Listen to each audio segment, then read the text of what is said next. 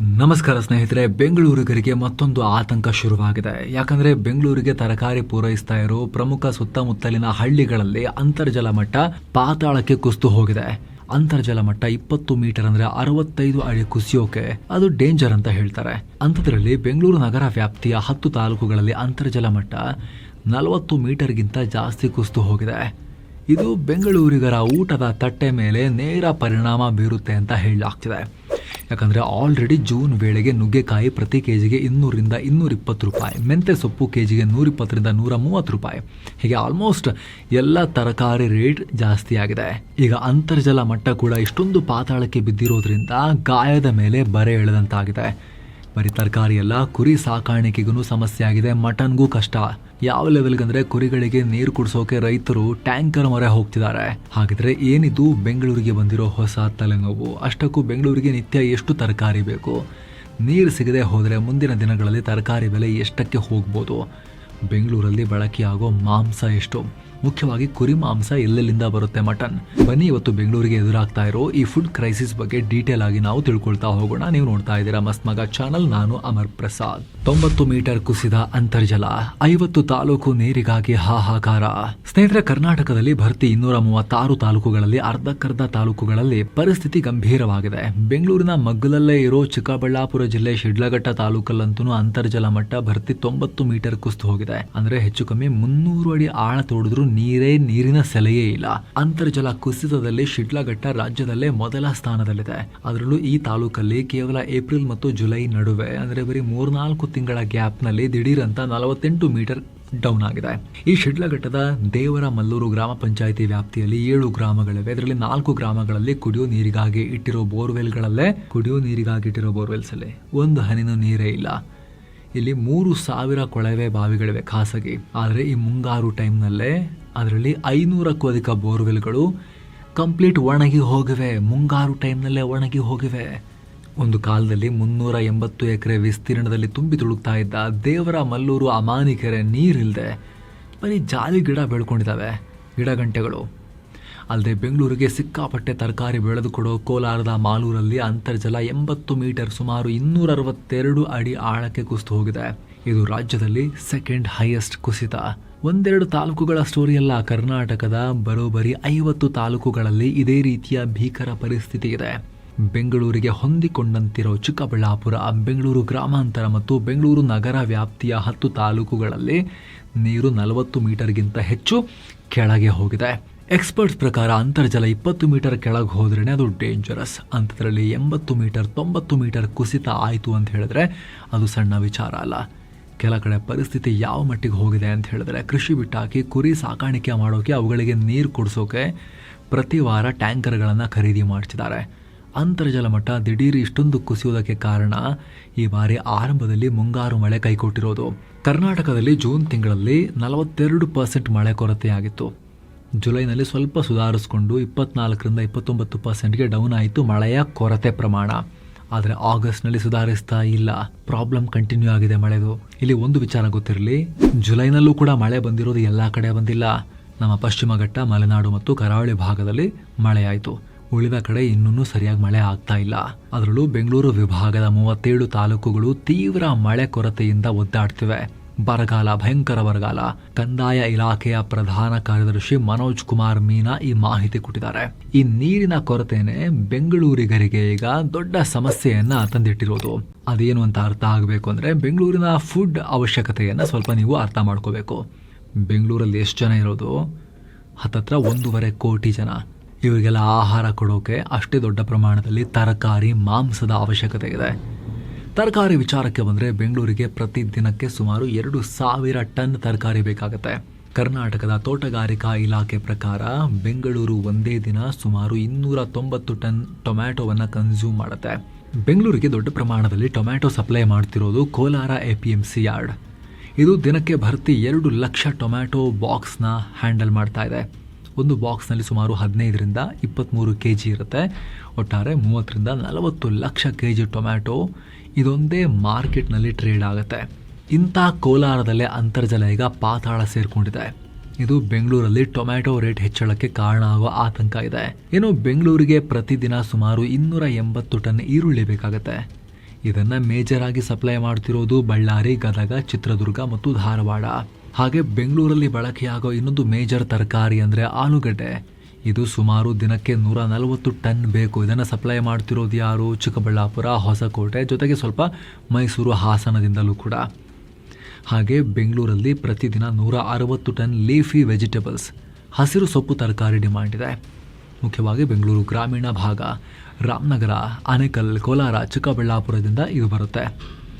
ಹಾಗೆ ಬೆಂಗಳೂರಿಗೆ ಬೇಕಾಗಿರೋ ಬೆಂಡೆಕಾಯಿಯನ್ನು ದೇವನಹಳ್ಳಿ, ರಾಮನಗರದಿಂದ ಕಳಿಸಿದ್ರೆ ಬಟಾಣಿ ಹೊಸಕೋಟೆ, ಮಾಗಡಿ, ರಾಮನಗರ ಮತ್ತು ಧಾರವಾಡದಿಂದ ಸಪ್ಲೈ ಆಗುತ್ತೆ. ಒಟ್ಟಾರೆ ನೋಡಿ, ಇಲ್ಲಿ ಬೆಂಗಳೂರಿಗೆ ಬೇಕಾದ ಮೇಜರ್ ತರಕಾರಿಗಳು ಸಪ್ಲೈ ಆಗೋದು ಇಲ್ಲೇ ಸುತ್ತಮುತ್ತಲಿನ ಜಿಲ್ಲೆ ಮತ್ತು ತಾಲೂಕುಗಳಿಂದ. ತರಕಾರಿ ಕತೆ ಹೀಗಾದ್ರೆ ಇನ್ನು ನಾನ್ ವೆಜ್ ಪ್ರಿಯರ ಕಥೆನೂ ಭಿನ್ನವಾಗೇನಿಲ್ಲ. ಬೆಂಗಳೂರಿಗೆ ಬೇಕಾಗೋ ಮಾಂಸದ ವಿಚಾರಕ್ಕೆ ಬಂದರೆ ಇಲ್ಲಿ ಪ್ರತಿದಿನ ಸುಮಾರು 300 ಟನ್ ಚಿಕನ್ ಹಾಗೆ 250 ಟನ್ ಕುರಿ ಅಥವಾ ಮೇಕೆ ಮಾಂಸ ಡಿಮಾಂಡ್ ಇದೆ. ಬೆಂಗಳೂರಲ್ಲಿ ಸುಮಾರು 3850ಕ್ಕೂ ಅಧಿಕ ರಿಜಿಸ್ಟರ್ಡ್ ಮಾಂಸದ ಅಂಗಡಿಗಳಿವೆ. ಅಫ್ಕೋರ್ಸ್ ಬೆಂಗಳೂರಿಗೆ ಕುರಿ ಮತ್ತು ಮೇಕೆಗಳು ರಾಜ್ಯದ ಬೇರೆ ಬೇರೆ ಕಡೆಯಿಂದ ತರಿಸ್ಕೊಳ್ತಾರೆ. ಆದರೆ ಹೆಚ್ಚಿನ ಕುರಿ ಮೇಕೆಗಳು ಸಪ್ಲೈ ಆಗೋದು ತುಮಕೂರು, ಚಿಕ್ಕಬಳ್ಳಾಪುರ, ರಾಮನಗರ ಮತ್ತು ಮಂಡ್ಯ ಭಾಗದಿಂದಲೇ. ಹೀಗಾಗಿ ಮಾಂಸದ ಬೆಲೆಯಲ್ಲೂ ಕೂಡ ಏರಿಕೆಯಾಗುವ ಲೆಕ್ಕಾಚಾರ ಇದೆ. ಯಾಕಂದರೆ ಆಗಲೇ ಹೇಳಿದ ಹಾಗೆ ಮೇಕೆಗಳಿಗೆ ನೀರು ಕುಡಿಸೋಕೆ ರೈತರು ಟ್ಯಾಂಕರ್ ಮೊರೆ ಹೋಗ್ತಾ ಇದ್ದಾರೆ. ಸೊ ಟ್ಯಾಂಕರ್ ನೀರಿಗೆ ಎಕ್ಸ್ಟ್ರಾ ಖರ್ಚು ಮಾಡಬೇಕು ರೈತರು, ರೇಟ್ ಜಾಸ್ತಿ ಆಗುತ್ತೆ. ಅಯ್ಯೋ ಟ್ಯಾಂಕರ್ ಎಲ್ಲ ಹೊಡಿಸ್ಬಿಟ್ಟು ಸಾಕೋಕ್ಕಾಗಲ್ಲ ಅಂಥೇಳಿ ಅವರು ಕಮ್ಮಿ ಸಾಕಿದ್ರೂ ಕೂಡ ಸಪ್ಲೈ ಕಮ್ಮಿ ಆಗಿ ರೇಟ್ ಜಾಸ್ತಿ ಆಗುತ್ತೆ. ದೇಶದಲ್ಲಿ ಒಂದು ಕಡೆ ಫುಡ್ ಇನ್ಫ್ಲೇಷನ್ ಜಾಸ್ತಿ ಆಗ್ತಿದೆ.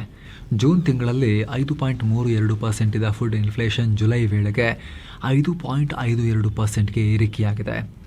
ಇದರೊಂದಿಗೆ ಈಗ ನೀರಿನ ಕೊರತೆಯಿಂದ ತರಕಾರಿ ಮತ್ತು ಮಾಂಸದ ಬೆಲೆ ಕೂಡ ಗಗನಕ್ಕೇರಿದ್ರೆ ಸಾಮಾನ್ಯ ಜನರ ಜೇಬಿಗೆ ಕತ್ತರಿ ಬೀಳೋದು ಗ್ಯಾರಂಟಿ ಅನ್ನೋ ಆತಂಕ ಇದೆ. ಇದು ಆಹಾರದ ಕೊರತೆಯಾದರೆ ಬೆಂಗಳೂರಿಗೆ ಸರಬರಾಜು ಆಗ್ತಿರೋ ತರಕಾರಿಗಳ ಬಗ್ಗೆ ಇನ್ನೊಂದು ಆಘಾತಕಾರಿ ವಿಚಾರ ಇದೆ. ಸ್ನೇಹಿತರೆ, ಇತ್ತೀಚೆಗೆ ಕೇಂದ್ರ ಮಾಲಿನ್ಯ ನಿಯಂತ್ರಣ ಮಂಡಳಿ CPCB ನಡೆಸಿದ ಪರೀಕ್ಷೆಯಲ್ಲಿ ರಾಜಧಾನಿಗೆ ಬೆಂಗಳೂರಿಗೆ ಸಪ್ಲೈ ಆಗ್ತಿರೋ ತರಕಾರಿಗಳಲ್ಲಿ ಅತ್ಯಂತ ಅಪಾಯಕಾರಿ ವಿಷಕಾರಿ ಅಂಶಗಳು ಪತ್ತೆಯಾಗಿದ್ವು.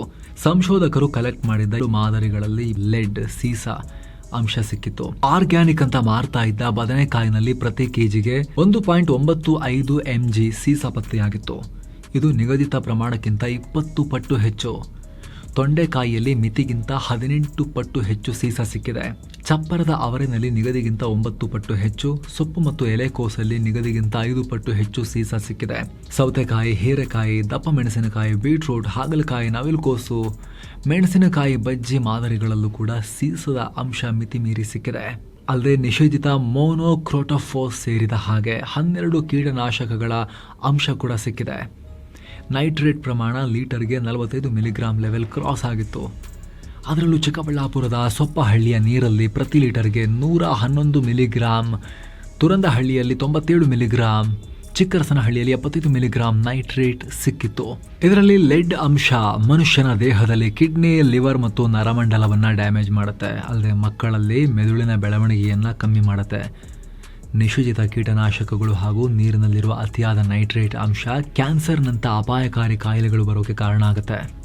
ಅಂದಹಾಗೆ ತರಕಾರಿಗಳಲ್ಲಿ ಇಷ್ಟೊಂದು ಪ್ರಮಾಣದ ಸೀಸ, ನೈಟ್ರೇಟ್ ಮತ್ತು ನಿಷೇಧಿತ ಕೀಟನಾಶಕಗಳು ಸೇರ್ಕೊಳ್ಳೋಕೆ ಮುಖ್ಯ ಕಾರಣ ಕಲುಷಿತ ಅಂತರ್ಜಲ, ಕೈಗಾರಿಕಾ ತ್ಯಾಜ್ಯ ಮಿಶ್ರಿತ ನೀರು ಮತ್ತು ಮಿತಿ ಮೀರಿದ ರಾಸಾಯನಿಕ ಗೊಬ್ಬರಗಳ ಬಳಕೆ. ಇವುಗಳು ಮಣ್ಣು ಮತ್ತು ನೀರಲ್ಲಿ ವಿಪರೀತ ಪ್ರಮಾಣದಲ್ಲಿ ಹೆಚ್ಚಾದಾಗ ಸಸ್ಯಗಳು ಬೇರಿನ ಮೂಲಕ ಇದನ್ನೆಲ್ಲ ಹೀರ್ಕೊಂಡು ನೇರವಾಗಿ ತರಕಾರಿ ಒಳಗಡೆ ನುಗ್ತವೆ. ಈ ಎಲ್ಲ ವಿಷ ನುಗ್ತವೆ ತರಕಾರಿ ಒಳಗಡೆ. ಇಲ್ಲಿ ಏನಾಗ್ತಿದೆ ಅಂದರೆ ಬೆಂಗಳೂರಿನ ಕೊಳಚೆ ನೀರು ನೇರವಾಗಿ ರೈತರ ಜಮೀನಿಗೆ ಹೋಗ್ತಾ ಇದೆ.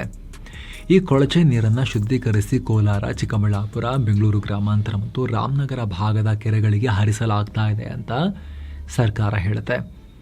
ಆದರೆ ಸಮಸ್ಯೆ ಏನು ಅಂದರೆ ಈ ನೀರು ಕರೆಕ್ಟಾಗಿ ಸಂಸ್ಕರಣೆ ಆಗಿರೋದಿಲ್ಲ. ಆ ಭಾಗದ ರೈತರಿಗೆ ನೀರಿನ ಕೊರತೆ ಇರೋದ್ರಿಂದ ಅನಿವಾರ್ಯವಾಗಿ ಅದೇ ನೀರನ್ನು ತರಕಾರಿ ಬೆಳೆಯೋಕೆ ಯೂಸ್ ಮಾಡಲಾಗುತ್ತೆ. ಹೀಗಾಗಿ ಬೆಂಗಳೂರಲ್ಲಿ ಸೃಷ್ಟಿಯಾದ ವಿಷ ನೇರವಾಗಿ ರಾಜಧಾನಿ ಜನರ ಹೊಟ್ಟೆಗೆ ಸೇರ್ತಾ ಇದೆ. ಜೊತೆಗೆ ಇಲ್ಲಿ ಇನ್ನೊಂದು ವಿಚಾರ ಕೂಡ ಇದೆ. ಎಕ್ಸ್ಪರ್ಟ್ಸ್ ಪ್ರಕಾರ ಕರ್ನಾಟಕದಂತಹ ಜಾಗದಲ್ಲಿ 1000 ಅಡಿಗಿಂತ ಹೆಚ್ಚು ಆಳಕ್ಕೆ ಬೋರ್ವೆಲ್ ಹಾಕೋದು ಸೈಂಟಿಫಿಕಲಿ ಒಳ್ಳೆ ಪದ್ಧತಿ ಅಲ್ಲ. ಅಷ್ಟು ಆಳಕ್ಕೆ ಕೊರೆಯೋದ್ರಿಂದ ಆಗಾಗ ಅಪಾಯಕಾರಿ ಖನಿಜಾಂಶಗಳು ನೀರ್ ಜೊತೆ ಮಿಕ್ಸ್ ಆಗಿ ಕಳಪೆ ಗುಣಮಟ್ಟದ ನೀರು ಬರೋ ಆತಂಕ ಇರುತ್ತೆ. ಫ್ಲೋರೈಡ್, ಆರ್ಸೆನಿಕ್, ಐರನ್ ಅಂತ ಲವಣಾಂಶಗಳು ಜಾಸ್ತಿ ಇರೋ ನೀರು ಬರೋ ಚಾನ್ಸಸ್ ಇರುತ್ತೆ. ಹಾಗೆ ಬೋರ್ವೆಲ್ನ ಹೆಚ್ಚಾಗಿ ಕೊರೆಯೋದ್ರಿಂದ ಅಂತರ್ಜಲ ಮಟ್ಟ ಕುಸಿಯೋದನ್ನ ಡಬಲ್ ಆಗುತ್ತೆ ಅದರಿಂದ. ಹೀಗಂತ ಕರ್ನಾಟಕ ಅಂತರ್ಜಲ ಪ್ರಾಧಿಕಾರದ ಉಪನಿರ್ದೇಶಕ ಜಿ ಜಯಣ್ಣ ಅವರು ಹೇಳಿಕೆ ಕೊಟ್ಟಿದ್ದಾರೆ. ಸ್ನೇಹಿತರೆ, ಹಾಗಿದ್ರೆ ಇದಕ್ಕೆ ಪರಿಹಾರನೇ ಇಲ್ವಾ? ಪರಿಹಾರ ಇದೆಯಾ ಇಲ್ವಾ ಅನ್ನೋದು ಅಷ್ಟು ಸ್ಟ್ರೇಟ್ ಸಿಂಗಲ್ ಆನ್ಸರ್ ಇಲ್ಲ. ನೋಡಿ, ಇಲ್ಲಿ ಒಂದು ಪ್ರದೇಶದಲ್ಲಿ ಅಂತರ್ಜಲ ಭರ್ತಿ ಆಗಬೇಕು ಅಂತ ಹೇಳಿದ್ರೆ ವರ್ಷಗಳಿಂದ ದಶಕಗಳೇ ಬೇಕಾಗುತ್ತೆ. ಇದು ಆ ಭಾಗದಲ್ಲಿ ಬೀಳೋ ಮಳೆ ಮತ್ತು ಅಲ್ಲಿನ ಮಣ್ಣಿನ ಗುಣದ ಮೇಲೆ ಡಿಪೆಂಡ್ ಆಗಿರುತ್ತೆ. ಏಕೈಕ ದಾರಿ ಏನು ಗೊತ್ತಾ? ನೀರಿನ ವಿವೇಚನೆಯುಕ್ತ ಬಳಕೆ. ಹೆಚ್ಚು ನೀರು ಕುಡಿಯೋ ಬೆಳೆಗಳಿಗೆ ಕಡ್ಡಾಯವಾಗಿ ಹನಿ ನೀರಾವರಿ ಅಳವಡಿಸೋದು, ಇಸ್ರೇಲ್ನಂತಹ ರಾಷ್ಟ್ರಗಳಿಂದ ನಾವು ಮೈಕ್ರೋ ಇರಿಗೇಷನ್ ಕಲಿಯೋದು, ಅದೆಲ್ಲ ನಮ್ಮ ರೈತರಿಗೆ ಹೆಚ್ಚೆಚ್ಚು ಸಿಗಬೇಕು. ಜೊತೆಗೆ ಮಳೆ ನೀರಿನ ಸಂಗ್ರಹ, ಕೃಷಿ ಹೊಂಡ ಸೇರಿ ಮಳೆ ನೀರು ಕೊಯ್ಲು ಎಫೆಕ್ಟಿವ್ ಆಗಿ ಜಾರಿಗೆ ತರಬೇಕು ಎಲ್ರೂ. ಹಾಗೆ ಬೋರ್ವೆಲ್ ರೀಚಾರ್ಜಿಂಗ್ಗೆ ಸರ್ಕಾರ ಹೆಲ್ಪ್ ಮಾಡಬೇಕು. ಆ ಟೆಕ್ನಿಕನ್ನು ಮತ್ತಷ್ಟು ಪರ್ಫೆಕ್ಟ್ ಮಾಡಬೇಕು. ಈ ಬೋರ್ವೆಲ್ ರೀಚಾರ್ಜಿಂಗ್ ಬಗ್ಗೆ ನಾವು ಒಂದಷ್ಟು ಮಾಹಿತಿಯನ್ನು ಈ ಹಿಂದಿನ ವಿಡಿಯೋದಲ್ಲಿ ಡೀಟೇಲ್ ಆಗಿ ನೀಡಿದ್ವಿ ಸ್ನೇಹಿತರೆ. ನೀರಿಲ್ಲದೆ ಕೃಷಿ ಇಲ್ಲ, ಕೃಷಿ ಇಲ್ಲದೆ ಮನುಷ್ಯರಿಗೆ ಆಹಾರ ಇಲ್ಲ. ಪ್ರಕೃತಿ ವಿರುದ್ಧ ಮನುಷ್ಯರೇ ಮಾಡಿಕೊಂಡ ತಪ್ಪುಗಳಿಗೆ ಮನುಷ್ಯರೇ ಪರಿಹಾರ ಹುಡ್ಕೊಳ್ಳೇಬೇಕು, ಅಷ್ಟೇ, ಬೇರೆ ದಾರಿ ಇಲ್ಲ. ಈ ಬಗ್ಗೆ ನಿಮ್ಮ ಒಪಿನಿಯನ್ ಏನು ಮಿಸ್ ಇಲ್ಲದೆ ಕಾಮೆಂಟ್ ಮಾಡಿ ತಿಳಿಸಿ ಸ್ನೇಹಿತರೆ.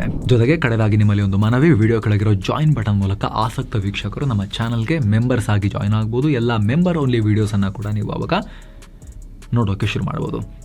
ನೋಡಿ, ನಮ್ಮ ಚಾನಲ್ನ ಮೆಂಬರ್ಶಿಪ್ ಟ್ಯಾಬ್ಗೆ ಹೋದರೆ, ಸೆಕ್ಷನ್ಗೆ ಹೋದರೆ ನಿಮಗೆ ಕಾಣುತ್ತೆ ನಾವು ಆಲ್ರೆಡಿ ಪಬ್ಲಿಷ್ ಮಾಡಿರೋ 100 ಮೆಂಬರ್ ಓನ್ಲಿ ವೀಡಿಯೋಸ್. ಒಬ್ಬ ವ್ಯಕ್ತಿಗೆ ಜೀವನದಲ್ಲಿ ವ್ಯಾಲ್ಯೂ ಆ್ಯಡ್ ಮಾಡಬಹುದಾದ, ಅವರ ಪರ್ಸ್ನಾಲಿಟಿ ಡೆವಲಪ್ ಮಾಡಬಹುದಾದ ವೀಡಿಯೋಸನ್ನು ನಾವಲ್ಲಿ ಪಬ್ಲಿಷ್ ಮಾಡೋ ಪ್ರಯತ್ನ ಮಾಡ್ತಾ ಇದ್ದೀವಿ, ನಾಲೆಜನ್ನು ಇಂಪ್ರೂವ್ ಮಾಡುವಂಥದ್ದು. ಮುಂದೆ ಕೂಡ ಕಂಟಿನ್ಯೂ ಮಾಡ್ತೀವಿ ಸ್ನೇಹಿತರೆ. 100 ವೀಡಿಯೋಸಲ್ಲಿ ಬರ್ತಾನೆ ಇರ್ತವೆ ಮೆಂಬರ್ ಓನ್ಲಿಯಲ್ಲಿ. ಮೆಂಬರ್ಗಳಿಗೆ ಮಾತ್ರ ಸೀಮಿತ ಆಗಿರುತ್ತೆ ಅದು. ಅಷ್ಟು ಮಾತ್ರ ಅಲ್ಲ, ಹಲವಾರು ನಮ್ಮ ಸ್ಪೆಷಲ್ ರಿಪೋರ್ಟ್ಸ್ ಮೆಂಬರ್ಸ್ಗೆ ಫಸ್ಟ್ ನಾವು ನೀಡ್ತಾ ಇದ್ದೀವಿ, ಅರ್ಲಿ ಆಕ್ಸೆಸ್. ಎಲ್ಲಕ್ಕಿಂತ ಹೆಚ್ಚಾಗಿ ನಿಮ್ಮ ಒಂದೊಂದು ಮೆಂಬರ್ಶಿಪ್ ಕೂಡ ನಮ್ಮ ಚಾನಲ್ಗೆ ನೀವು ಕೂಡ ಅತಿ ದೊಡ್ಡ ಬೆಂಬಲ. ಆಸಕ್ತ ವೀಕ್ಷಕರು ವಿಡಿಯೋ ಕೆಳಗಿರೋ ಜಾಯಿನ್ ಬಟನ್ ಮೂಲಕ ನಮ್ಮ ಚಾನಲ್ಗೆ ಮೆಂಬರ್ಸ್ ಆಗಿ ಪ್ರೀಮಿಯಂ ಸದಸ್ಯರಾಗಿ ಸೇರ್ಬೋದು. Thank you so much. ಮತ್ತೆ ಭೇಟಿ ಆಗ್ತಿರೋಣ. ನಮಸ್ತೆ.